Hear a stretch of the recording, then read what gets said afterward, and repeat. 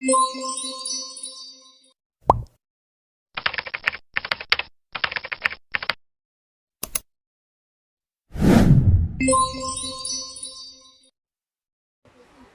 guys! Welcome to my YouTube channel. So now I discussing the evolution of media and information literacy.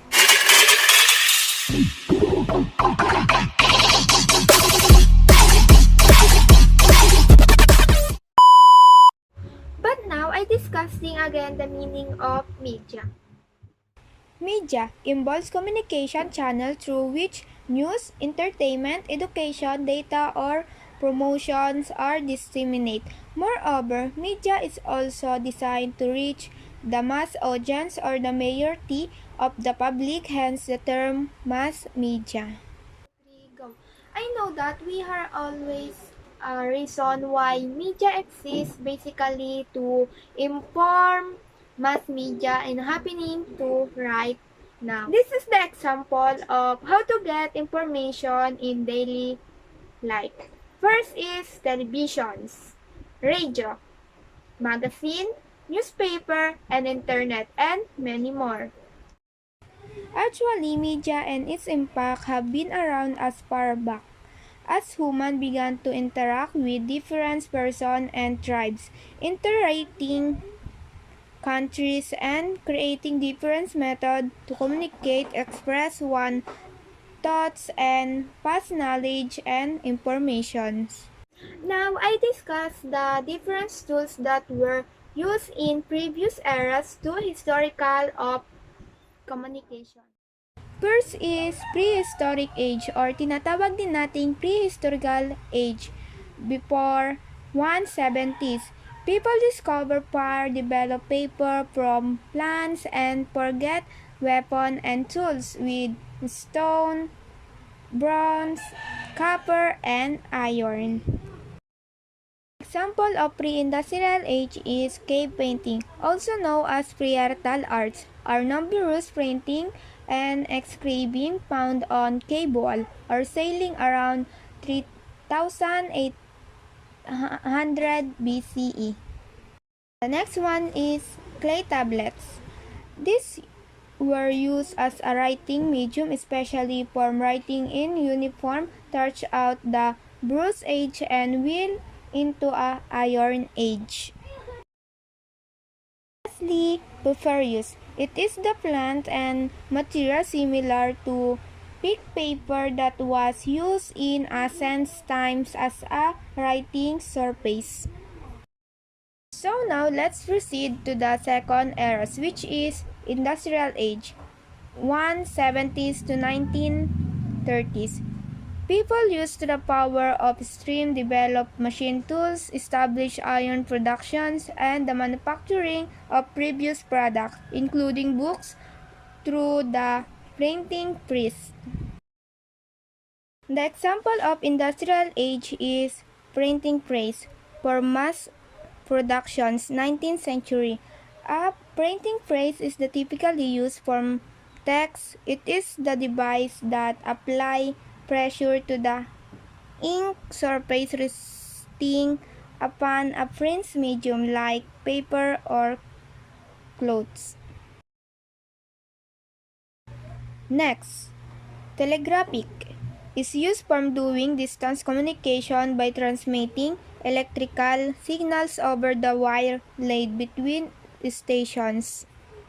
Last is motion pictures, also known as films or movie. It's series of still photos on film projected in rapid successions into a screen by means of lights. So now let's move on the next era. It is the electronic age. It started to 1930 to 1980s. The invention of the transistors ensured during these times.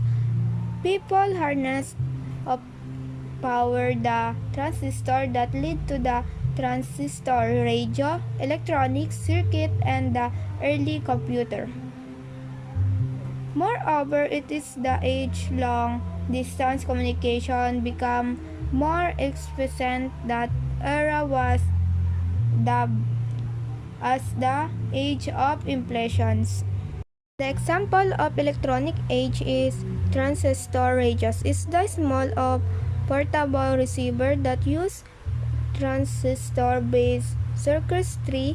It is the pocket-sized device that is used mainly for information disseminations and later on the broadcasting entertainments like music, etc. And moreover, the television is invented to this era, television 1941, and also the personal computer. So about people discovered the personal computer, it is also developed of OHP LCD projector. OHP LCD projector, it is an optical device that projects an image or moving image on the surface. This device creates an image by shining a light through a small transparent lace. Lastly, the information age, 90s to 20s. The internet were the way for faster communication and the creation of the social network. People advanced the use of microelectronics with the invention of personal computer, mobile device, and wearable technology. And lastly, one of the voice, message, sounds, and data are digitalized. We are now living in the information age. So many applications we will discover on information age, and so many people to use to easier we have. First is web browser.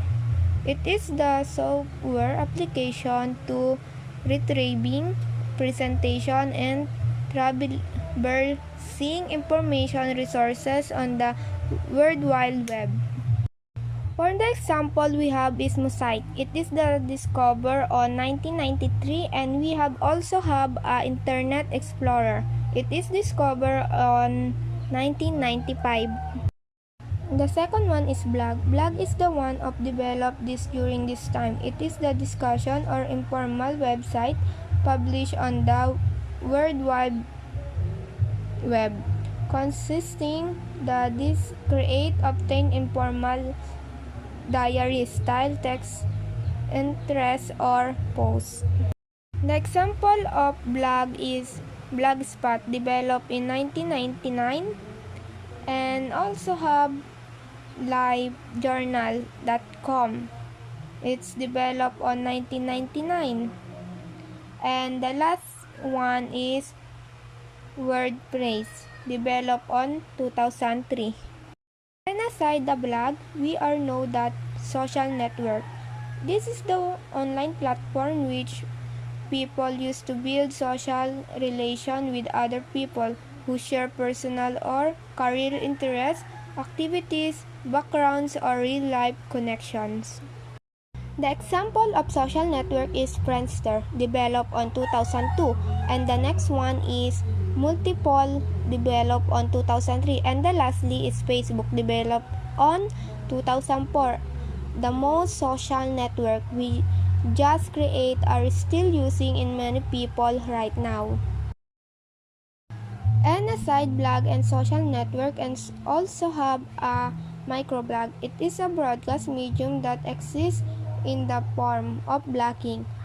It differs from the traditional blog, and its contents are typically smaller on both actual and created file size.